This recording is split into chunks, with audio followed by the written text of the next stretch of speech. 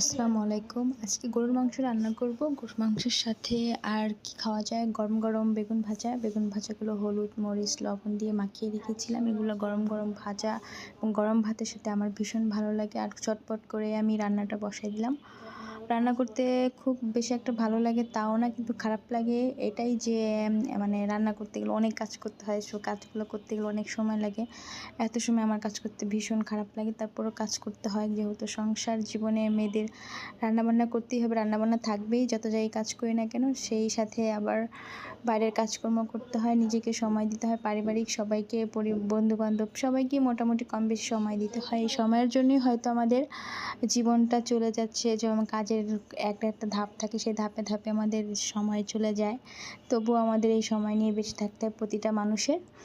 বিশেষ করে আমি রান্না করতে তেমন একটা পছন্দও করি না। মনে মনে মাঝে মাঝে ইচ্ছা করে যে নিজে রান্না করে নিজে কিছু খাবো, কিন্তু সেরকমভাবে আসলে রান্না করা সেরকম কিছু করতে হয় না। তো ব্যক্তিগতভাবে আমি একটাই বলবো যে যে রান্না করতে পারেন তারা তো ভালো, আর যারা রান্না করতে না পারেন তারা অবশ্যই ট্রাই করবেন বাসায়। অল্প কিছু হলেও ট্রাই করবেন, দেখবেন আস্তে আস্তে রান্নাটা শিখে যাবেন। তো এখন আমি মাংসটাকে ভালো করে কষিয়ে মাংসটাকে লবণ, মরিচ, হলুদ, আদা, রসুন, পেঁয়াজ সব কিছু দিয়ে মাংসটাকে কষাবো।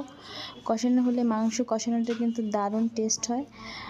বাসার সবাই আমার কাছে এটাই জানতে চায়, আমি গরুর মাংসটা রান্না করলে আমার মাংসটা নাকি আলাদাভাবে স্বাদ থাকে। সেটা কীভাবে আমি নিজেও জানি না, তবে এক একজনের রান্না এক এক ধরন হয়।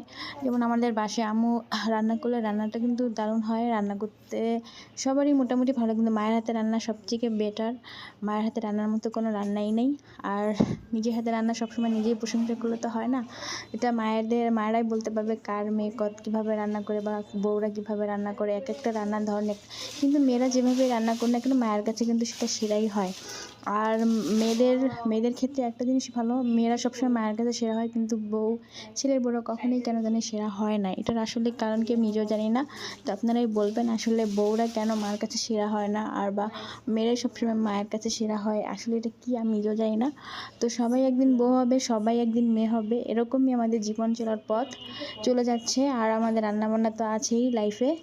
তো আজকে গরুর মাংস বেগুন ভাজা দিয়ে সব কিছু ভালোই মোটামুটি যাবে। সবাই আসলে কি বলবো আর ভেবে পাচ্ছি না। তো সবাই ভালো থাকবেন, খুশি থাকবেন, আনন্দে থাকবেন। আমি এর বেশি আর কথা বলতে পারছি না, আর কি বলবো সেটাও ভেবে পাচ্ছি না। যদি ভালো থাকে সবাই ভালো থাকবেন। আল্লাহ হাফেজ।